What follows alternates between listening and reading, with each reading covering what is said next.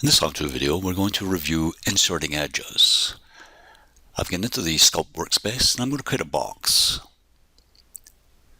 Select that center point, drag that out, and add some more height to it. Now at this stage, I can add more faces, so I'm using these sliders to add that. This is really the only time I can do this sort of activity, so I want to be careful what I do. In this case, I'm going to go with 5. Click on OK. Add some symmetry. Mirror internal. Select a couple of faces and we can see that line of symmetry down the middle of the box. So I have a design that I have in mind, so I've selected 2 faces, the control key to make sure I get that second face. Check my settings. Well, that's way more than I want. I want a much more subtle change in the shape of that box using edit form. But these 5 faces don't allow me to do that. So let's go to Modify and Subdivide. So Subdivide is one way of adding in faces after that initial decision. I can use a simple insert mode. You'll notice that there's actually a change in the shape. That may not be what I want, it may be okay, but you should be aware of the difference between simple and exact. Using exact, there's no change, and that may be the behavior that you want. Back to the home view. Let's select these 3 edges.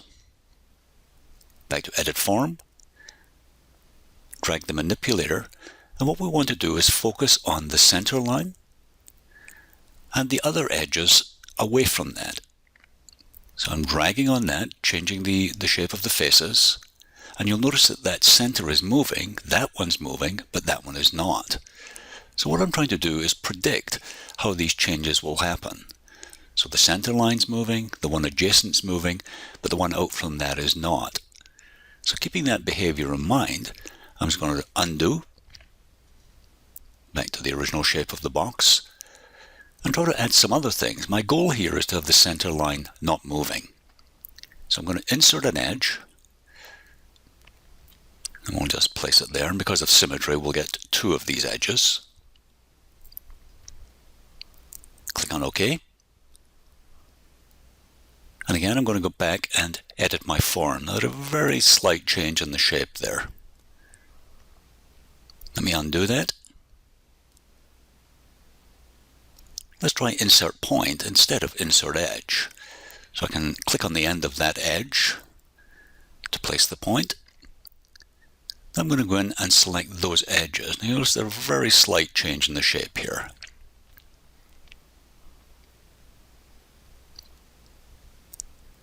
Select 1, 2, 3 edges, holding down the control key for multiple selections. Drag on that, and again focusing on that center line where the symmetry is, and the other 2 edges on the other side, and they're still moving. So I haven't quite achieved what I want. Let's go back to Modify, and insert 3 more edges. 1, 2, 3, again holding down the control key. Click on OK. Select those 3 edges again. We want to focus on that center line of symmetry, that edge and that edge.